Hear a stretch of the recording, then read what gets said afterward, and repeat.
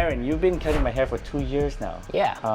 And we talked about my real estate journey, and we've done a couple deals together. Couple deals, yeah. A couple of private money lending deals. What made you decide to be a private money lender? Well, inflation is a pretty big thing right now, and so I wanted to sort of combat that and just sort of leaving the money in the bank with the traditional, low interest rate. I kind of wanted to take an opposite direction and see if I could, make more for my future.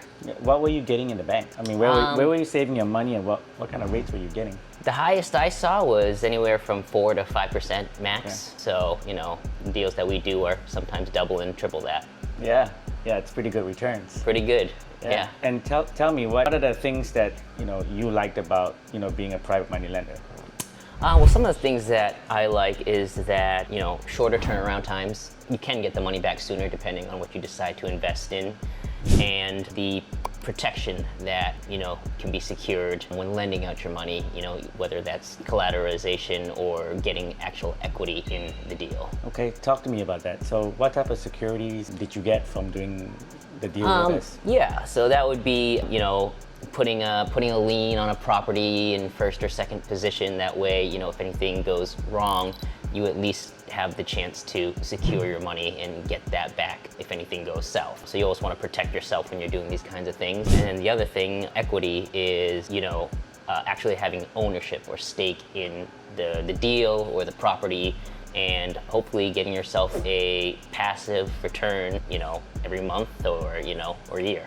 Okay, so like a simple interest only payment a month. Exactly. And that's how you build your passive income. Now, when we did a deal together, Narin and I, we secured his deal with a second lien position. We had a promissory note. We had a personal guarantee, a JV agreement.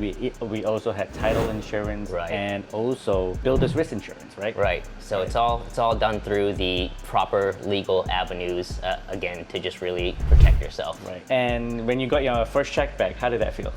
It felt awesome. I felt like, wow, this is actually real, because I'm a person where, if it sounds too good to be true, it probably isn't, but this totally... The proof of concept. The proof of concept. And so this really opened up my mind and my fiance's as well. That's amazing. That's really, really good. Well, thank you for showing me the light. Yeah, and we started to do another deal recently as well. That is a 6-month deal, right? And we've been getting good progress. We've been getting constant communication from the borrower, so it's been really good, good progress so far. Right. I'm really excited about the next one. Yeah, and the other great thing too is that you're investing in anywhere around the United States, so it's not just in your local area. So therefore, there's a lot more deals on the table than just investing around here where you might only have 10 or 15 deals. So we're talking about thousands of deals done daily, across the United States. Right. So Narin and I did his and Patti's first deal in North Carolina. And then the second one is in Houston. That's right. Houston, Texas. Yep. Right? So that's awesome. It's awesome. Okay. And now you did your first private money lending deal. What advice would you give somebody who's trying to, looking at this or trying to figure out, hey, how do I get started? Should I jump in?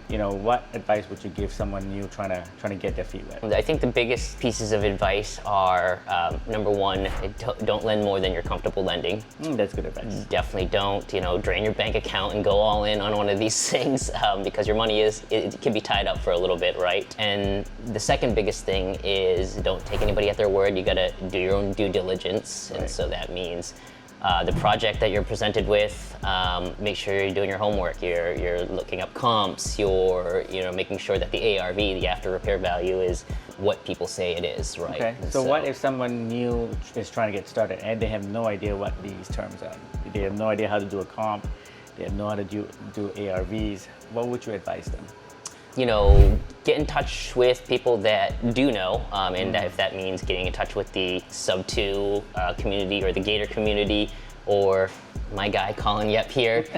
He will give you all the information that you need in order to educate yourself, but also know that you're at least making somewhat of a sound decision on the deal. Awesome. Thank you for that. You're welcome. All right, so we have Patti here. Patti is Narin's fiance. Congratulations. And Patti, tell us a little bit about you. So I am in real estate full-time. So I've been doing that now about 4 years, and that's, Okay, so you're a real estate agent? Yep. Oh, awesome. So what made you get into lending? What made you decide to be a private money lender for us? Well, as you know, since I'm in real estate, I work few hours and I make a lot of money. So I'm just like rolling in the dough. But yeah, so I just had some money sitting in the bank, and I wanted to figure out how I could make it work for me. Interest rates in the bank are not great. Yeah. So that's where it all started. Okay, and once we started getting the deal, how did you feel about it? From the return standpoint, because now after doing that first deal, you were getting double-digit returns or even more. Yeah. So how did you feel about that? I liked it. It's When you're seeing only pennies on the dollar returns on your money sitting in a even a high yield savings account, it's nice to see the double-digit returns with doing nothing. So that's, I think the key is sitting back and just letting your money, someone else make your money work. And getting that monthly, paycheck and getting that passive income. Yep. Really is nice seeing that hit the banks, right? Yeah. So what's in for the future? What does your future look like now? So, I'm hoping to just keep rolling it over, do a deal, get my money back, roll it into another one, and just keep accumulating it.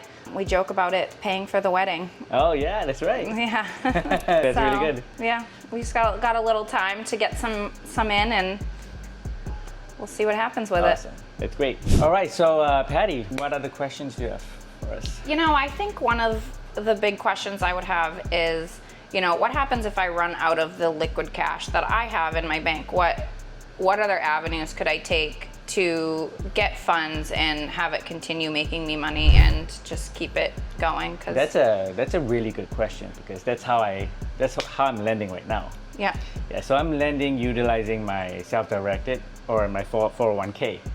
So if you have a 401k, folks, you can actually pull that money out and start using that to invest. I'm also using my HELOC, which is a home equity line of credit.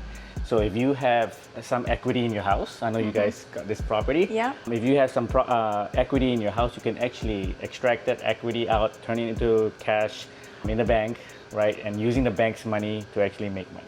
Yeah. And you can have liquid cash, like you're doing right now. And then I'm also utilizing business credits, lines of credits. So for example, Narin and yourself may have a business here, right? You can actually, once you build up the business, you can actually get lines of credit. And then what I'm doing right now is taking that lines of credit and lending that lines of credit out. So many ways. So many ways. So many ways to do this. Yeah. So there's lots of different ways you can do it. Like I mentioned to Patti, you can use your cash, your HELOC, your business credit, and 401k. 401k is big. A lot of my lenders actually use their 401k. Yeah. Thank you.